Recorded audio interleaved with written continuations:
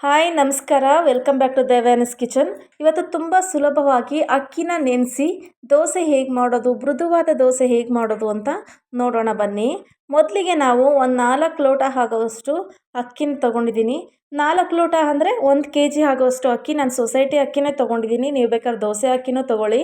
Society ಅಕ್ಕಿ ತೊಗೊಂಡ್ರೂ ತುಂಬ ಚೆನ್ನಾಗಿ ಬರುತ್ತೆ. ಅದಾದಮೇಲೆ ಕಾಫಿ ಕುಡಿಯೋ ಗ್ಲಾಸಲ್ಲಿ ಒಂದೊಂದು ಗ್ಲಾಸು ಕಡಲೆಬೇಳೆ, ಹೆಸರುಬೇಳೆ ಮತ್ತು ಉದ್ದಿನಬೇಳೆ ಮತ್ತು ತೊಗರಿಬೇಳೆ ಇಷ್ಟನ್ನು ತೊಗೊಂಡು 1-2 ಸ್ಪೂನ್ ಆಗೋವಷ್ಟು ಮೆಂತ್ಯ ತೊಗೊಂಡು ನೀಟಾಗಿ ವಾಶ್ ಮಾಡ್ಕೊಳ್ಳಿ. ವಾಶ್ ಮಾಡಿಕೊಂಡು ಅದನ್ನು ನೆನೆ ಹಾಕೋಕ್ಕೆ ಬಿಡೋಣ. ನೋಡಿ, ನೀರು ಹಾಕ್ಕೊಂಡು ನೀಟಾಗಿ ವಾಶ್ ಮಾಡ್ಕೊಂಡು ಬಂದಿದ್ದೀನಿ.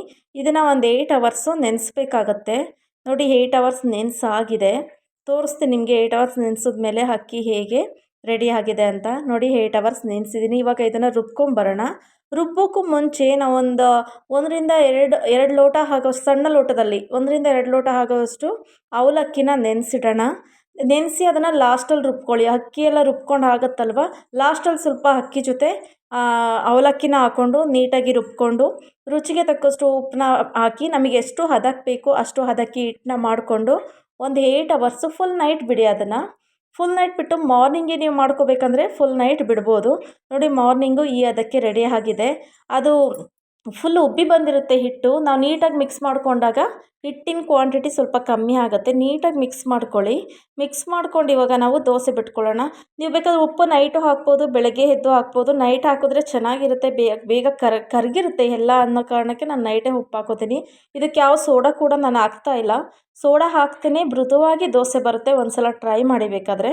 ನೋಡಿ, ಇವಾಗ ಒಲೆ ಮೇಲೆ ತವಾ ಇಟ್ಕೊಂಡು ದೋಸೆ ಹಾಕ್ಕೊಳ್ಳೋಣ. 1-2 ಸೌಟ್ ಆಗೋವಷ್ಟು ಹಿಟ್ಟನ್ನು ಹಾಕಿ ನೀಟಾಗಿ ಸ್ಪ್ರೆಡ್ ಮಾಡ್ಕೊಳ್ಳಿ.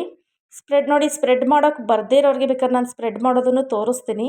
ನೋಡಿ, ಈ ಥರ ನೀಟಾಗಿ ಸ್ಪ್ರೆಡ್ ಮಾಡಿಕೊಂಡು ನೀವು ಲಿಡ್ನ ಕ್ಲೋಸ್ ಮಾಡಿ, ತವಾದು ಲಿಡ್ಡ ಕ್ಲೋಸ್ ಮಾಡಿ ಒಂದು 2-3 ನಿಮಿಷ ಅದನ್ನು ಬೇಯೋಕ್ಕೆ ಬಿಡಿ.